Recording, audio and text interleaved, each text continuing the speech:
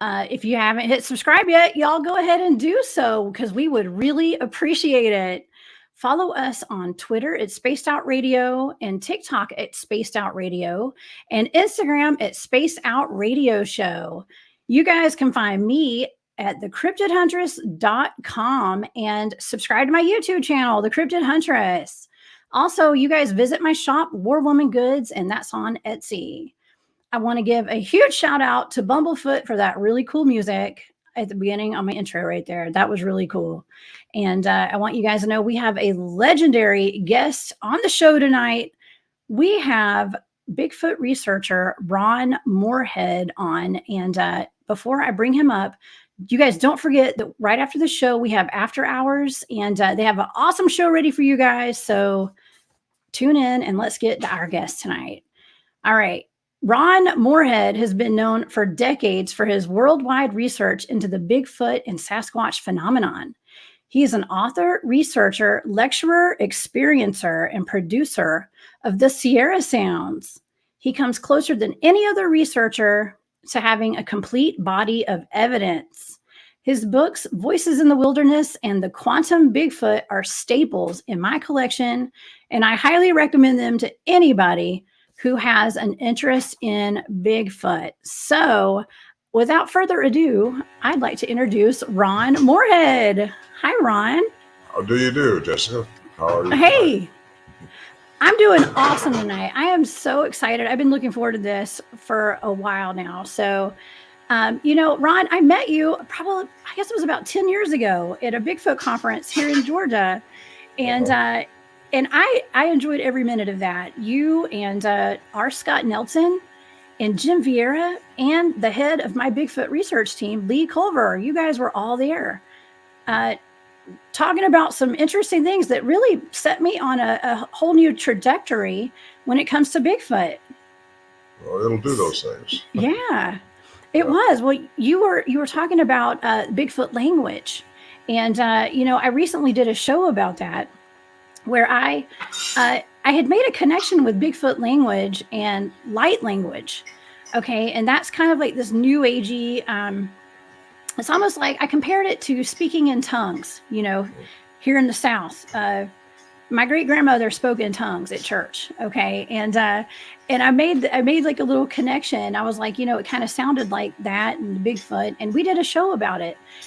And I might have sounded crazy making that comparison, but like you, Ron, it's like, you got to put these things out there, right? And just see kind of what sticks. And that's kind of all about what research is. Am I right? That's right. Yeah. Yeah, if you're going to research, you got to get out and search it, to get out of your box, because we've been trained and taught to believe certain things, and whoever's control of the power structure of the country, who's going to control the narrative. So Right. We just found out recently that there's a big news flash for everybody. Roswell was not a weather balloon. Okay. Are you sure? Yeah, No, I'm just kidding. We're told now that we can believe in aliens and UFOs because the government says we can. Well, this just goes on and on and on, all the way back from ancient times. Whoever's in charge controls the narrative. It is. Well, we're breaking free of that, right? I know. It's hard for me to believe anything coming out of the government's mouth nowadays. You got to see it for yourself and understand.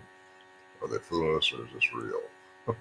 Yeah, I agree with that 100%. Now, I just came out publicly with my Bigfoot field research last year.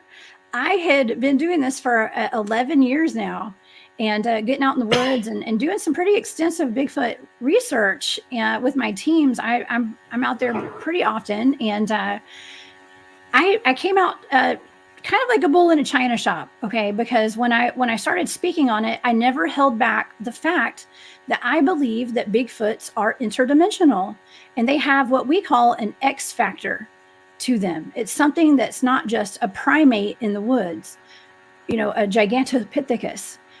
There's something way more to these creatures than just being a big monkey in the woods, basically.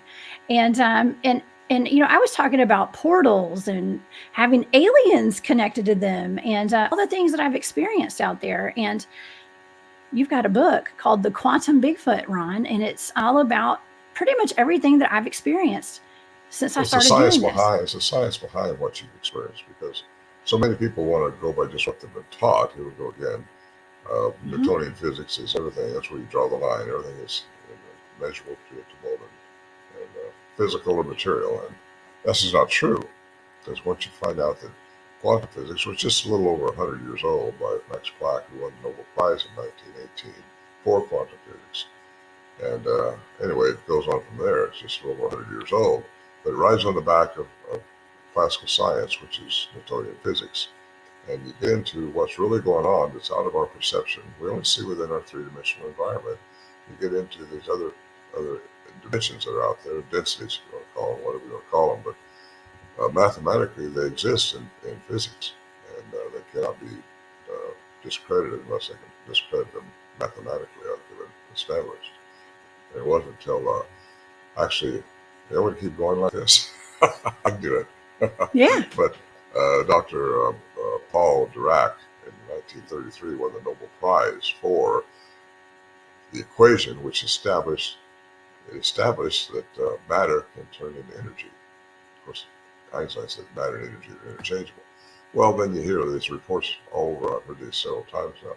Bigfoot can disappear. Well, Yeah. most researchers throw them out with the baby water. There's no, they can't disappear. Nothing can disappear. Well, yes, something can. We only see I within think they can. 440 terahertz and 770 terahertz. So we only see within that light's frequency. Well, outside of that, you just don't see it.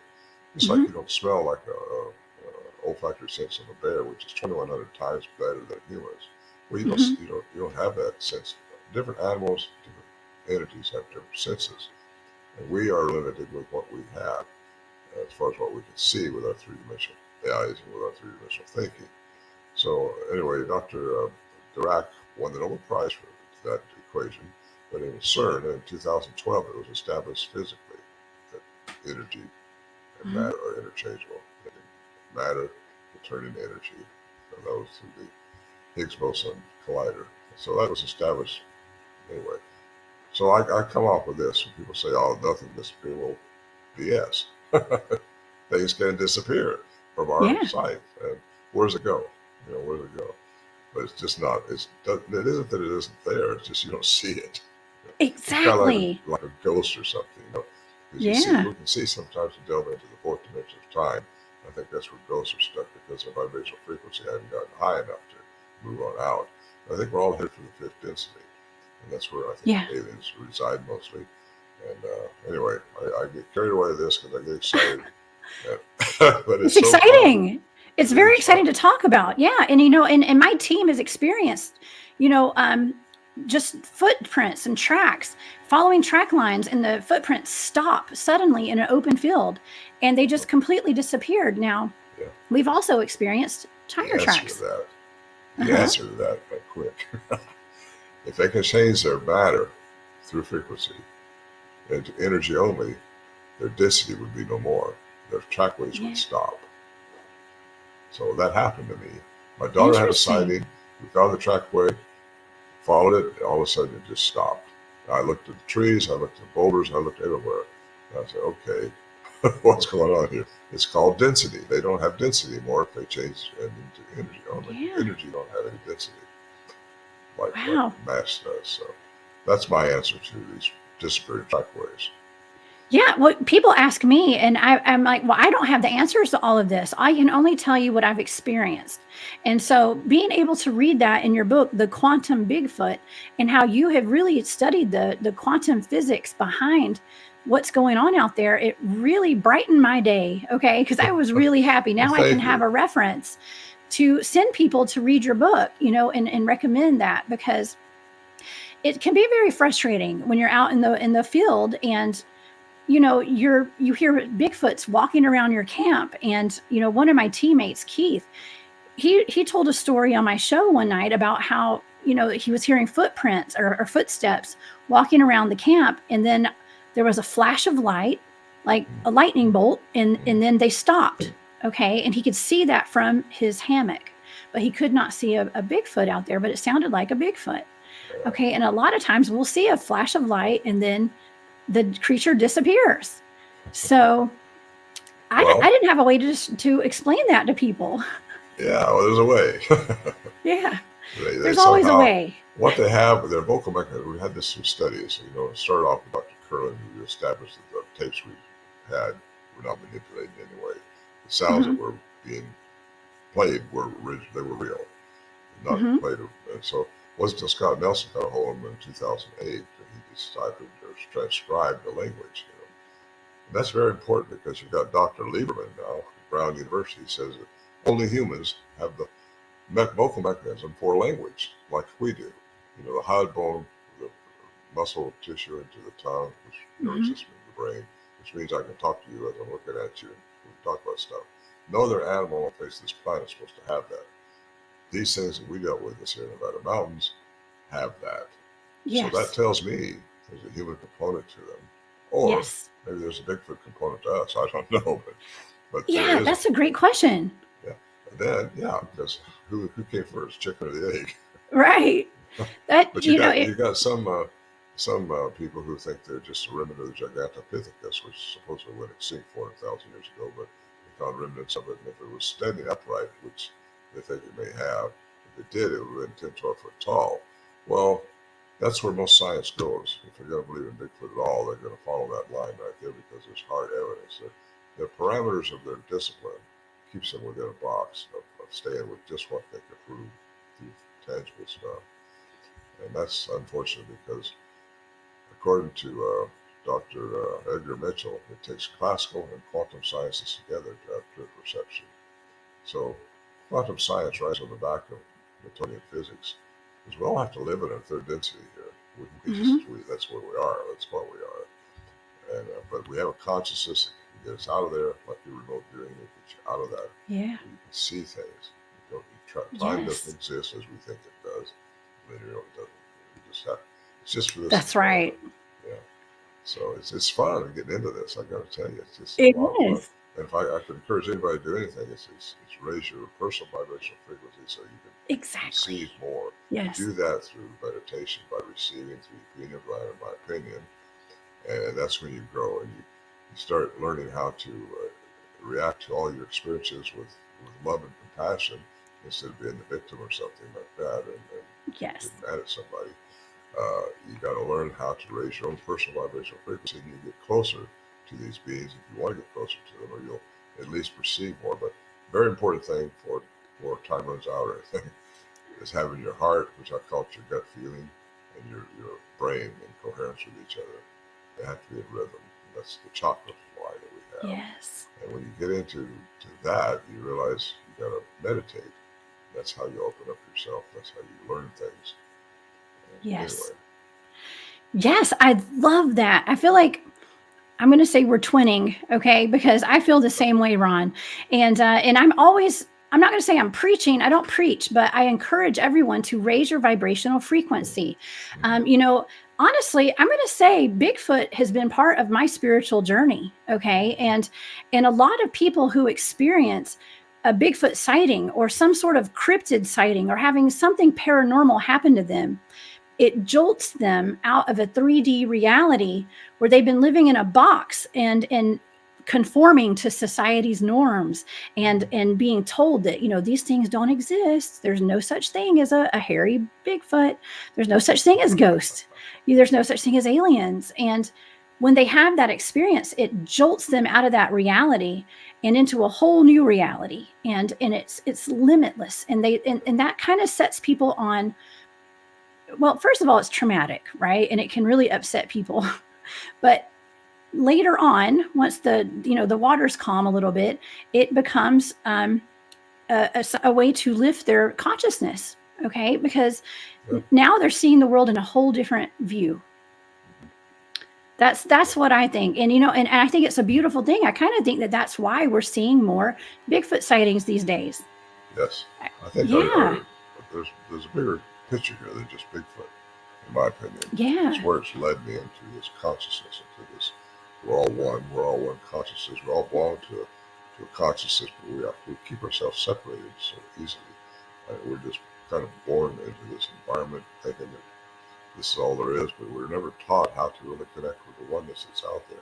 Because we all are part of this one consciousness. And you're going to, Einstein, physics says, nothing dies. It only changes forms. Energy cannot die. And then you get Yes. Tesla, which everything's energy, frequency, and vibration. Well, we're all energy at the most minute level. That's again how I get into, I think, these things, Bigfoot, anyway. At least the ones I dealt with. I can only talk about the ones I dealt with. They're not all the same, in my opinion, because I do believe that many, many types of aliens have been on this planet. They've manipulated the genome of different species on this planet. I don't disbelieve in the dog man. I've never seen the dog man. But there's all kinds of little creepy things running out there that we're not seeing. Right. Sometimes you'll see it. A camera's eyes might catch it, but our eyes won't, because we're only limited within our light's frequency. So anyway, energy, frequency, vibration. It takes classical and quantum sciences together to have clear perception, said Mitchell. There's so many professionals tuning into this, but so many people don't want to get into that. They think it's over their head. Well, it's not over their head. It's not over our head. We're not. No. Yeah, I actually talking about the energy, the frequency, the vibration, to me, I feel like not everyone can see the same things. Okay. Everyone is on a different frequency and a different level, and we're all vibrating on different frequencies. Because you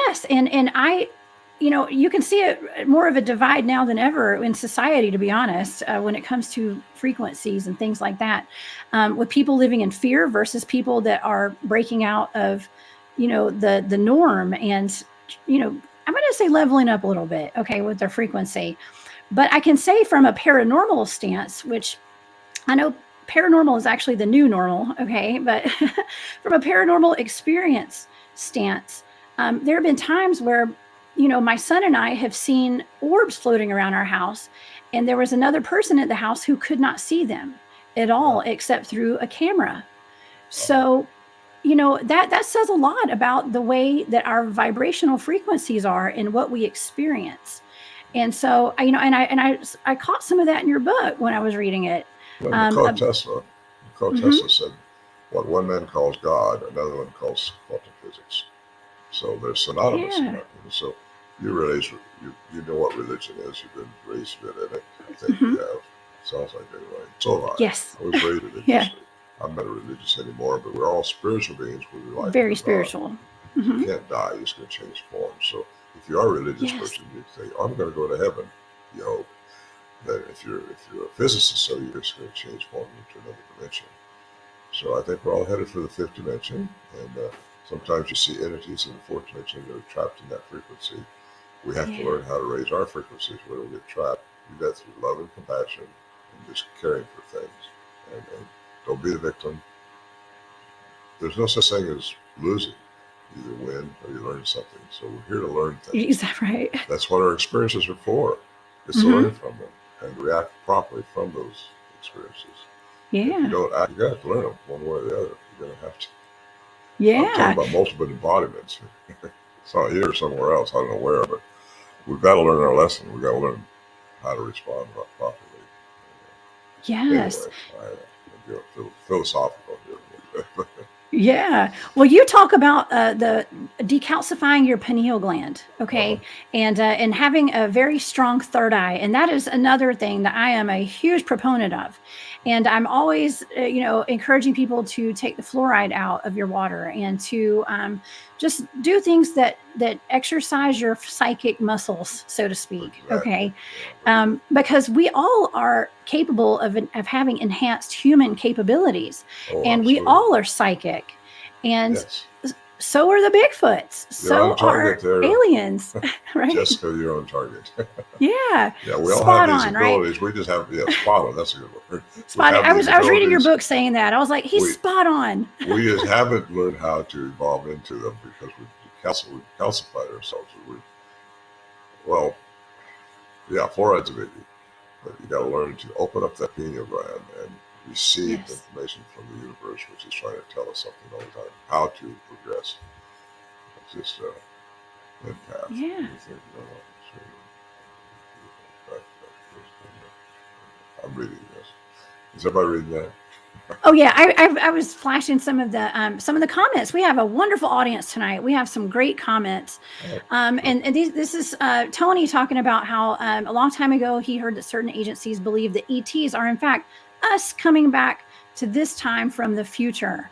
And I've been talking a lot about time travel lately on different podcasts and shows I've been on, and timeline shifts and things like that. So, and that's kind of interesting because I was catching some of that in your book as well. I'm just taking different timelines and being on different frequencies, and by raising your frequency, you can jump to a different timeline. And it's a little over people's heads, some people, but for people that are kind of into this, it's very interesting, Ron. So, if they um, just get to, I got a book years ago called The Quantum Enigma, written by a couple of professors over in San Jose State, California. Not San Jose, Santa Cruz State. Anyway, that's what got me kind of kicked into it, because it's easy to read and it's kind of easy to understand. So if you get if you get it written in kind of layman's terms, that's what I try to do with my Quantum Bigfoot, is tame it down so the uh-huh. average person can grab a hold of it, and understand it. It's not too deep, but it's something that's out there. It's real. Quantum physics is a science. It's accepted. Um, some people say it's only effective in the micro world. Well, that's BS. It's effective according to Dr. Christopher Blair, West Texas Mm-hmm. A&M. Quantum physics is a work from an atom all the way through the cosmos. Mm-hmm. Well, I thought when I was a kid, I asked my parents one time, "Hey, how far is it to the end of the universe?" You look up the stars at night and try to, how Infinite, far does that right? go? And how could there be a wall out there? No one could ever answer me that until I got older. And I asked these scientists I was involved with, somebody tell me how far it is to the end of the universe. Everything's measurable and predictable, like classical science says. Well, how far is it? No one could answer me that either, because no one can. You have to conceive it. It's kind of like quantum physics. A lot of things you have to conceive and believe it, because it's proven mathematically, but it's not something you're ever going to prove physically, because how are you going to Right. prove it into the universe? How are you going to do that? What could it possibly be? A wall? Mm-hmm. Nothing. You can't take nothing. Something's nothing. Yeah. It And goes people on want and the on. hard evidence, right? They want the body, Yeah, and they want right. this, and it's and there's just so much out there, and that's why part of the reason I didn't go public with my research, because a lot of what I experience is not something that I could just present to somebody. You know, I'm out there with a whole bunch of very psychically switched on humans, Uh-huh. and pretty much anywhere we go, we have activity. And I have to say, we go to areas of high strangeness to research, but I don't know if it'd be that highly strange had I not been with the people that I'm with. Right. Because I Right. think that it has a lot to do with us and who's Yeah. out there and the energy that we bring to the That's scene. exactly right, Jessica. Yeah, we create our own reality, and you can Yes, pull that stuff in, and yeah, you can do that. we But I think our do. times are coming, but we got something very big coming down the tubes, I think. I And think I so. think that's what this, more and more people are experiencing stuff like this. More and more people are seeing these big beings. And I Hmm. call them beings now. They're not creatures, they're beings. Yeah. They're giants, but what are they? There's different types of them, some good, some malicious. I don't know, like we talked earlier, you were in Port Lock, Alaska. Recently. I was up there last year, that filming thing.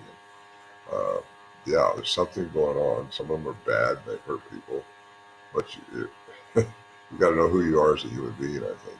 We're made Hmm. very special. We have dominion on this planet. Uh-huh. We are very, very special, made beings of light. God is light. And that light is inside of each of us. We've been given all these attributes that we have a lot more now to evolve into. And that's what the masters try to tell us, is how to evolve into that, and how to do that. And do that through raising your vibrational frequency with love and Yes. compassion. I get right into that each time. Yeah.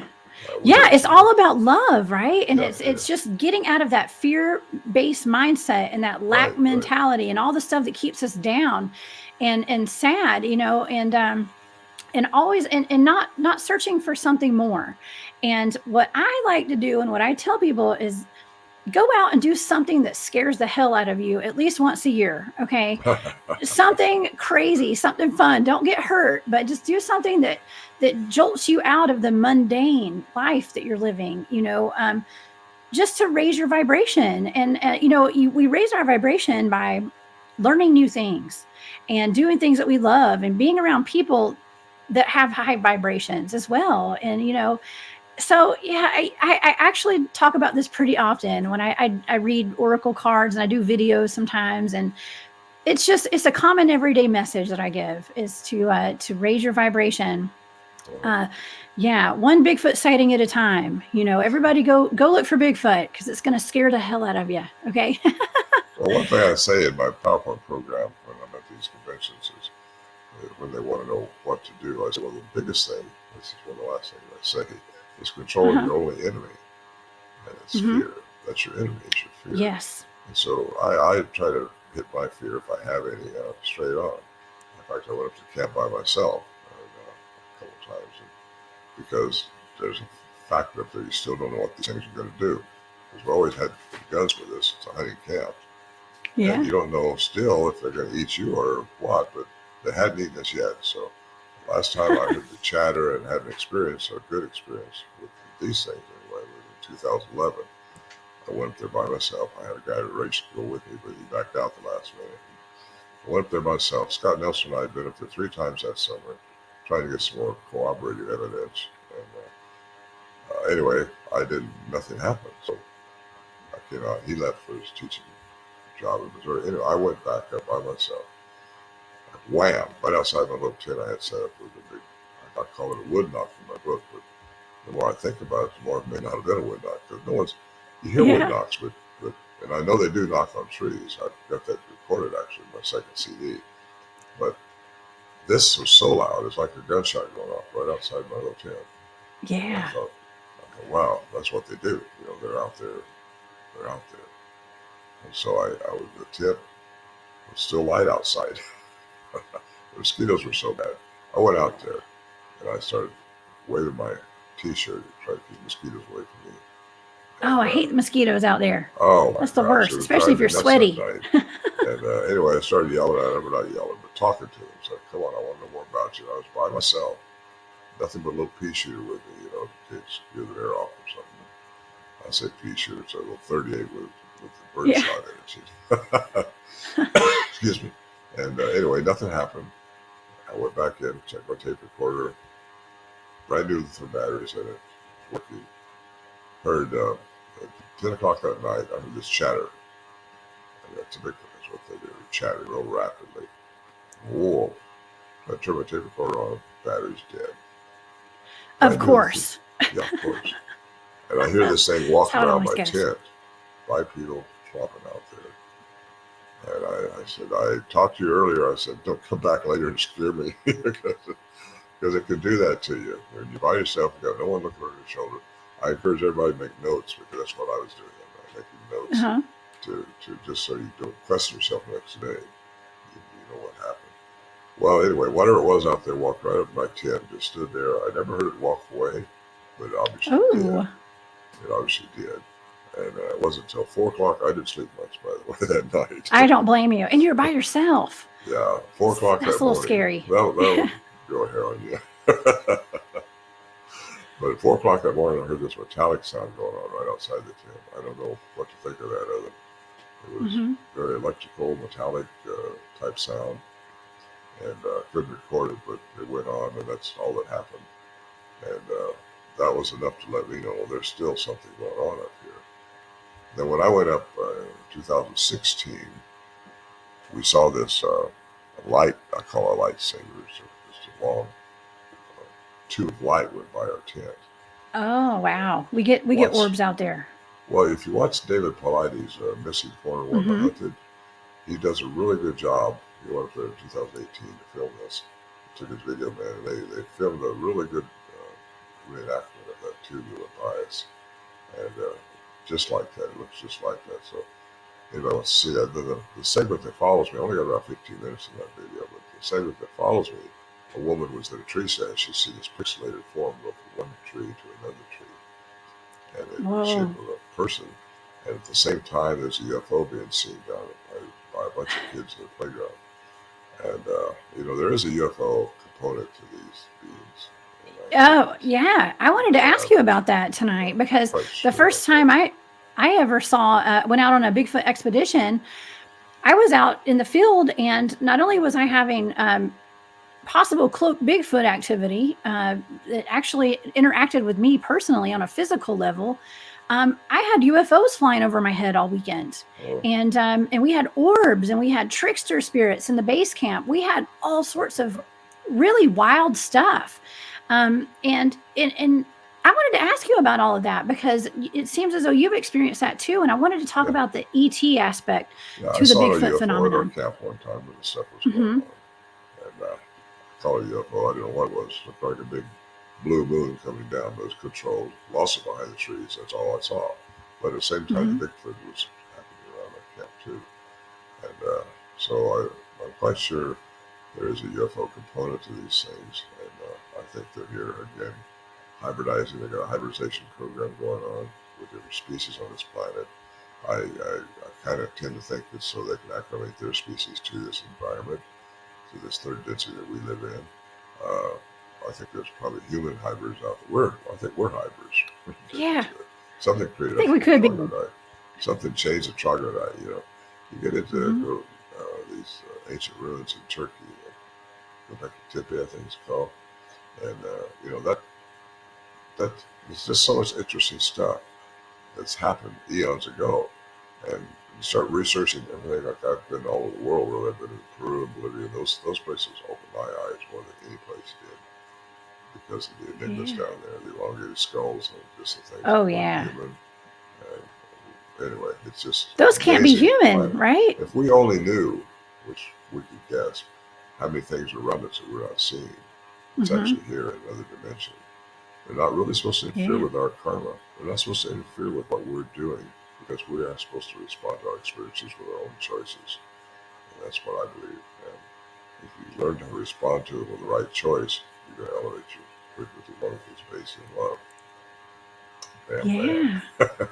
Yeah, it's all about perspective, right? It's all about looking at things differently. And I've had to learn how to do that the past couple of years is not look at the world's happening to me, it's happening for me. Uh-huh. And I think that that's just something that we're having to everybody needs to learn, I guess. Yeah, yeah. But you got to learn it on your own terms and your own time, right? With your own choices. Yeah. Yeah, that's what happens. Now, speaking of vibrational frequencies, just to get back to the vibrational frequency, I seem to have more activity around me at nighttime when we're in base camp with the Bigfoots. When everybody starts snoring, okay, that's when they start to encircle the camp and start whooping and whistling. Now, do you think that has something to do with the vibrational frequency of all of us humans that have fallen asleep? Yeah. Our frequency Yeah. lowers. The Earth's frequency has a vibration. It lowers also at night. These things have a way of entangling you quantumly. Quantum entanglement is called. And it's how they can tune into your frequency, and that's why they mess with you. And they do most of that at night. It could be because they don't want to be seen, but it could also be so they can mess with you because they do mess with us. And they're not supposed to Yeah. mess with our choices, but they could definitely lead you into thinking you should choose that way instead of that way. Yeah. Yes, I think it's all about everything. It's vibrational frequency and energy. Yeah. Um, yeah, I think it is. Now, they say some people say that we come to this earth to learn. This is like a school, right? For Yeah. souls. Do you think the Bigfoots are here to teach us something? And if so, what do you think that is? Well, good question. But, they're not all the same. So some may just be here to eat you, and some may be Yeah, here to some of teach them you. want to eat you. Yes. Well, like the ones in Oh my Portland, gosh. Alaska, those things They let were you know you taste malicious. good. They were Yeah. malicious up there, and Very. there's Yes. several reports these things have been malicious. So you got to keep your guard up and understand what you could be dealing with, but also remember who you are as a human being. That you have dominion.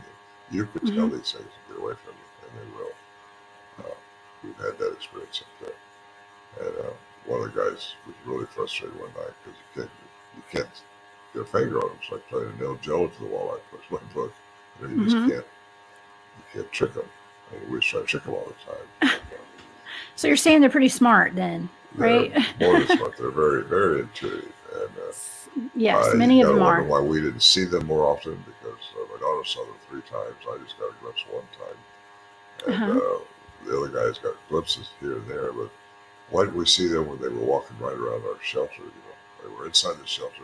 I could hear through my headset, the stereo headset, about 2 microphones on each side, hear this thing, bipedal walking around. And I'm waiting for it to break the shadow, break the light Mm-hmm. in the log Mm-hmm. structure that we had. It never did break the light, yet it was out there.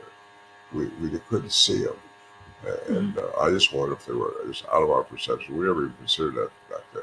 We were looking, trying to tag this ape in the woods like it is. Uh, so I think a lot of them have different attributes that some of them don't have. I was asking I earlier agree. on another program I was on, if there's between the Yeti, the Urine, these different entities are all reported all around the world. If they have something in common, well, the only thing they have in common, I think, is alien intervention into a primate of some type. And what that nuclear DNA did, which is the male counterpart of what things are, what it did was change the DNA to do what it wanted it to do. And so they have different attributes. We have a special attribute because we're made in the image of the light beings, which is the ultimate Yes. frequency, I think. And to Yeah. get into that and who we are and what our destiny is really exciting. So I think we have to tune into that and get ready for something big coming down the tubes, because I think we're in an age right now where something's going to happen. And I think it's going to have something to do with aliens, UFOs, and Bigfoot. Just something that got me into talking to you Yeah. tonight, talking to people about this stuff. Yes. Led me into my quantum book.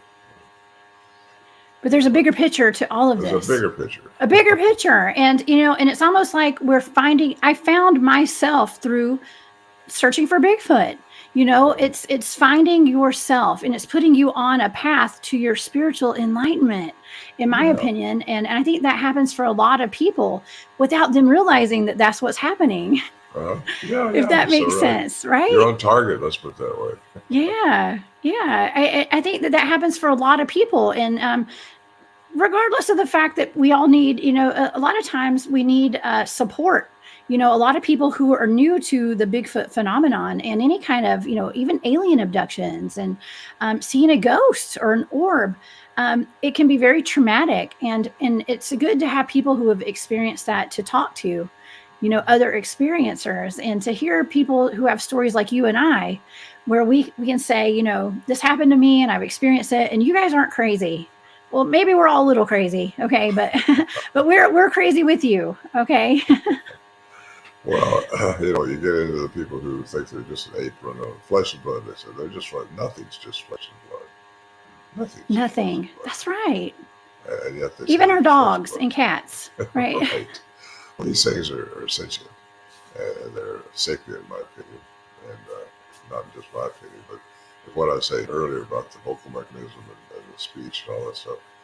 That's all true, and all these PhDs that have chimed in on this, you just ignore those people, or you bring it into focus. Well, we're bringing it into focus right now with what I'm saying is that these things have a human component in them too. So there's also the Ketchum study that was thumbs down because they said, well, it's contaminated because there's too much human DNA, human in it. Right. Well, then Dr. Harder, who got a hold of the same study that she did, and took her thinking out of it as far as what she considered like the Nephilim. She got into Old Testament biblical stuff and ancient texts and all that. And he took Mm-hmm. just the DNA and said maybe it wasn't contaminated. Maybe they're just so close to human they have human in them, which I thought was pretty good because it gives everybody a choice now. Do you want to catch them as an alien intervention, or do you Yeah. want to say it's just a recombinant brought up through the ages, which maybe it is. Maybe there's different types. There are different Yes. types. I got to say that. I just totally believe that. I believe that too. Yeah. And a lot of people are following with that one because it's just it makes so much sense. Our trackways up there are same thing over the years. They were all splayed, really nice big tracks, but they had hardly any arch in them. Yet you see the Patterson track. It's very human-like. I think it's a delusion. I call it delusion factor because these things have been going for eons and eons. native lore says they have inbred with their women, taking their women, and that would cause them to dilute down as they crossbreed into the human genome, which means they have to have 23 pairs of chromosomes instead of 24. It goes on and on, but if that's happened, I think that's what the Patterson represents. It was a diluted Bigfoot, and it's got some human in it. I guess we just get a sample of that one, we'd know the DNA. Yeah. Well, unfortunately, that was really a shame that her research was shunned like that. But I just, maybe it just wasn't time for everything to come out yet, and it was just time. She could be vindicated. I believe that. She will be vindicated. Absolutely. It just wasn't time yet, maybe. Yeah, I'm with her, and I know other people are too. Scott Carpenter wrote a book. He just gave me a copy of it. I had a chance to dig into it, but he writes about it. It's called Truth Denied. And that might be a book that some people want to get a hold of. I haven't read it yet, but I've heard it's really good. And, so that'd be fun. Yeah. Where are we? Another.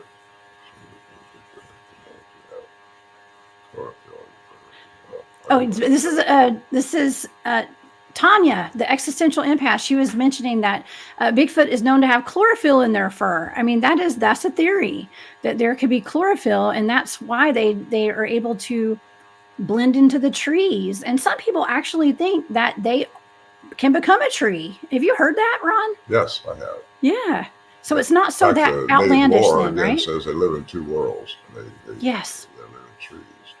And their energy, if they can change their mass into energy, they can go into a tree and just be there in another dimension, and they can energize there. There's something going on with energy in these things, that's for sure. Yes. Batteries are going dead. All kinds of things happen with energy. Absolutely. Yes. Just I said that. I think that I go through so many batteries when we're out there. It's ridiculous. And I think that's another reason when there's so many reports of these things being seen when they're clear cutting trees. They don't like you destroying trees, and they were doing that in Portlock too years ago. But they're doing that all over now. That's where people see. I just got a call from a guy in Spring, Washington about a year ago when I talked to him up there in a native tribe, and way up the farthest western corner of Washington. But he said, "Hey, you ought to come up here. These things are making them yelling. They're screaming out in the woods out there." I said, "What's going on?" He said, "We're clearing some areas, cutting some trees down for some more housing or something." Well, that's what's going on. They don't like that. They don't like clear cutting. They don't like you messing with trees. You're cutting down their living room. Of course not. You're cutting down what gives us life. Trees give us life. And, anyway, it goes on and on. There's so many theories and so many things. We're all on a venture here. And it's a really fun thing to be involved in it. It's a fun time to live. And it's a fun time to be doing what we're doing right now. It is. And I actually, I do a remote viewing show on Friday nights, and I recently looked into the Portlock, Alaska case, and I remote viewed that, and I did see that there were a clan of Bigfoot there that did get kind of violent with some people, and I say kind of violent by meaning that they ripped them to shreds. Out there, so it was just a little bit violent. Okay, I'd say so, yeah. But it actually that really happened. There was a clan of Bigfoot that people were encroaching on them. Well, it's a matter of fact, it was in the newspapers. They abandoned the village in 1950. The post office is still there. I went inside that, by the way. And did you? The one post office that stayed. There was one postmaster who stayed for another year after everyone left. What a brave soul. Well, he didn't cross the line. You don't cross that kill zone. It was called it was called the kill zone when I was looking remote viewing it. Yeah, like 30 of them got murdered, or mutilated, or something. Over 30 people. Yeah, but the whole village is up and left. They really do want to come back and repopulate, but they were overfishing it. They were over timbering it. I think they were just not showing respect for the land. Right, and eating all their fish. People want to know why are they saying, "Don't they come and help us if we're so much?" Well, they're not supposed to. They're not supposed to interfere with us. Nothing's supposed to interfere with our choices. Right. It was free will. Free will. That's what's called. Yes. The whole universe has that. Yeah. Well, we've got a we've got about 10 more minutes tonight. And I wanted to talk also about, I know this, it goes by so fast, Ron. It really does. But, I want to talk about manifesting. And I know that, I've done a show about Sasquatch as a manifested being. Okay. And that was kind of about what was that called? The Ape Canyon attack. Okay. Fred Beck had said that they were manifested beings. Okay. Well, I am really big on manifesting and things manifesting and our words and our thoughts, manifesting our reality. Yes. Okay. Well, I want to tell you a little quick story that after I started doing some Bigfoot field research, I had, an encounter, let's just say, with ETs. And that was after I started reading about them, because the head of my team had said, hey, you guys had this encounter in the woods. You should start reading about alien abductions and aliens. And so I did. And I would wake up at night and have aliens in my bedroom. Okay. So I feel like I had manifested that. Now, I would love to hear what you think about manifesting and just on like a spiritual level and on a quantum level. How are we manifesting our reality right now? Well, it's at a conscious level. That's just what they say. I don't know. I'm too analytical sometimes. Yeah. And I've always been analytical. A lot of people aren't that way, and they can accept these things easier than I can. I had a light shown in my room one time, just a bright light. I couldn't move, I couldn't budge. That's when I was in high school, actually. That was 100 years ago, by the way. But yeah, you manifest your reality according to physics, according to our consciousness. Because we're all part of this one consciousness. And I've had things happening to me at night, even just recently. I'll hear somebody talking to me. It's not my wife, it's not another person around. And it's like you get in that theta state of sleep, where you're out of you've gone out of your alpha state of relaxation into your theta state. Mm-hmm. You're in the theta, right? Yeah. And it's just you can hear the stuff happening, and it's like you're listening to another dimension. And I think you are. As soon as you wake up, I had something hit me the other night. I say hit me. I've had something grab my feet. I've had things happen more than once. The other night, I need to say this because I'm already in the woo-woo camp. Go ahead. I'm in the woo camp as well. I saw this man. You're safe here. I saw this man.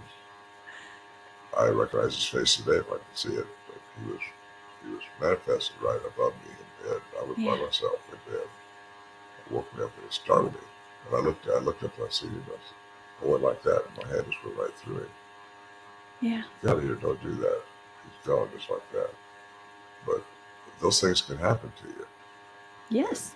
Where you kind of snap out of it because all of a sudden you get back into your third density reality. And, right. Manifestation, was that me dreaming? I don't know. It wasn't a dream. This was more than a dream. Things happen to people that's more than a dream. It's just yes. Another level. And I've had a lot of things like that happen to me over the years.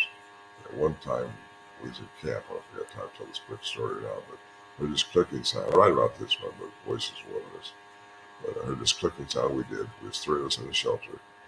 And it kept getting closer to the shelter. The door was closed. And all of a sudden, it was inside the shelter. Wow. I don't know what it is. So you turn your flashlights on. There's nothing there. Mm-hmm. It stops. Immediately stops. Turn the flashlight off.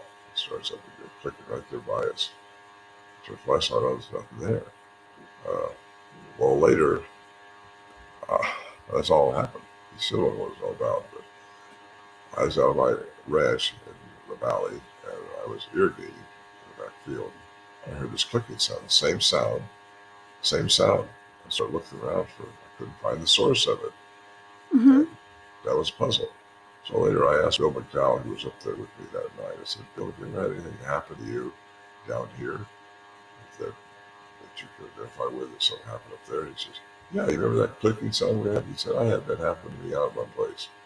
And somehow they have an energy because they can follow you around. These things can. Yeah, A form of energy, because once they transfer out of this dimension, if that's what they do, and I think some of them can do that, not all of them necessarily. If they could do that, that energy can beat on your house at night. I've had that happen many times. Yeah. Something beat on my house at night, and They nobody out followed there. you, huh? Well, they followed me or just turned up there. They just they manifested, right? That was something manifested. They manifested. Yeah, but it always happens at night when your vibrational frequency is either in the alpha The state or in lowest. the theta state of awareness. Yes. It's so loud and so big. It's not like a dream. It's something big. Yeah. And anyway, manifestation. Yeah, we can manifest things. Manifest what we want. Sometimes I think. In fact, Yeah. supposedly, according to biblical teachings, everything you say it, you can have it. If you think it, you see it happening, you can say it. It's supposed to be able to happen. We haven't got all of us to that level yet, but thoughts become things. And yes. so that's why we have to try to get a higher vibration and try to be happy and live in love and not in fear, right? Yes. Yeah. Well, Ron, we have a question. Christina, thank you for that super chat. I appreciate that so much. Ron, what, in your experienced opinion, is going on at Skinwalker Ranch, especially with the cryptid sightings? That's a good one. Yeah, I just talked about that earlier today. The Skinwalker Ranch, if these things can change their matter into energy, there's nothing to tell me that they couldn't just transfer it into a different type of being. A little quick story. That day my daughter saw this thing on the trackway. My granddaughter was there too. She's 18. She's a graduate of Santa Cruz State. And she was walking a trail because my daughter seen one early that morning. And it started running across this little field where my granddaughter would have been. And she, oh good, Wendy's going to see this thing. I won't be the only one seeing it. Nobody's going to think I'm crazy. Yeah. And so when Wendy got back to camp, when did you see anything? She says, yeah, strange, a big white wolf jumped out in front of me, coming right across her, looked right at me. And that, who knows? There's no wolves in that area, supposedly. And a white wolf at that. Could have been a scream memory. I said, Wendy, it had to be a coyote. There's no wolves right. She said, nope, it was a wolf. I know what a wolf looked like, and that was a wolf. Well, so, did it change forms? I don't know. But that's all I can say about that. But Skinwalkers, right? Isn't that what a Skinwalker is? Ranch. Yeah. What else is the government spent $30 million on it just to study it? That's what they did, Skinwalker Ranch. Our tax money, by the way. So there must have been something to it. And then you got Bigelow bought it, and now somebody else owns it. Well, I have to wonder: is it that as it changes ownership? Does the activity go with the former owners, or does it stay there? You know, how is that worked out? Well, I think there's a ley line there, probably. Okay. Portal, and there's energy you feel there. Yeah. And, yeah, they also see Bigfoots and they see UFOs and things like that happening. It's been off the ranch too. So yeah, things come out of portals. Yeah, maybe a portal. Yeah. Well, they claim they see it opening. Oh yeah. My team has experienced a portal. Yeah, that's a very interesting book. If I want to read Skinwalker Ranch. It is a very interesting place. Now, speaking of interesting places, have you been able to go back up to your camp at Sierra Camp in the past few years? I mean, what is it like up there now? Yeah, well, we went up there just before the fires, which was 2018, with the David Pilates, who did the filming on the missing phone on The Hunted, and he recreated that light I was talking about earlier that went by our tent. Very well done, and it shows what it takes to get into that place. And we took several mule loads to haul equipment in there as he was filming. But that was 2018. That's the last time I've been up there because we were very smoky. Nothing happened. We had to wait for the mule team to come take us out. And, we was concerned that the fires might get there before they did. We was up there a full week, and that was interesting. That's the last time I was there. I don't know of any of the group that I'm still involved with that hunts up there have been up there since because they don't know what the fires did. I did, however, later that year fly over the plane and look, and the whole area around where our camp is don't look like it got burned. The trees were still there, several acres, and maybe it underburned, I don't know, but still the whole area around it, a lot of that burned out. So, oh, that's a shame. I just don't know. What's that? It's good grass for the years. Well, it's a very historical area. You've made that area very historical. Yeah, okay, especially by Bigfoot research standards. So, Yeah. It's quite a fun experience up there, that's for sure. It needs a historical marker up there. Okay, we're gonna work on getting one. I don't tell people where it's at, so they can't do that. I don't blame you. No, we don't tell said, our places either. I Yeah. emailed me just a day or two ago. He said, I'm just new in this Bigfoot field. Will you tell me exactly where that camp is so I can go up there? Yeah. Right. Only 100,000 people have asked me that. I know. I get people asking me about my research areas too. But well, Ron, we only have about a minute left. Where can people find you? And what about your books? Tell everybody I live where in you can find your books. if you want to come back here. Yeah. I don't live on the West Coast any longer. But my book is, there they are. Thank you.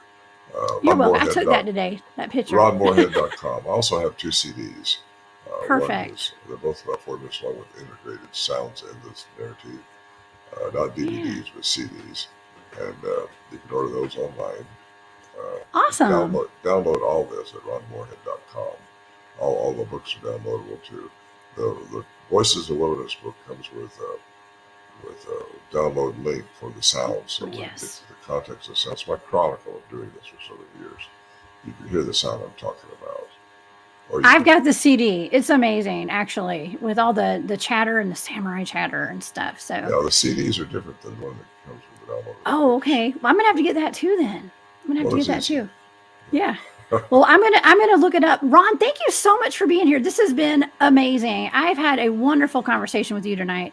I hope you'll come back, please. Thank you. I love being on with you, Jessica. You're good. Thank you. You're right on target with your thinking. You're spot on too. I feel like we're twinning. Spot on. I like that. Spot on. Yeah, we're both spot on. All right, Ron. Well, have a wonderful night. Have a great weekend, and I will see you again soon. Thank you so much for coming. Thank you, Jessica. Okay. Thanks for having me. All right. Thank you. We'll see you soon. All right, everybody. Let me tell you, that was amazing. Ron is so cool. All right. So don't forget that right after this show, y'all can join the live crew on After Hours, and they're going to take you on an incredible, mysterious journey for the next 3 hours. So tomorrow night on Off the Trails, my guest is Bigfoot and paranormal researcher Daryl Neese, who's one of my teammates, and we're going to get into his field research and the Meadow Project.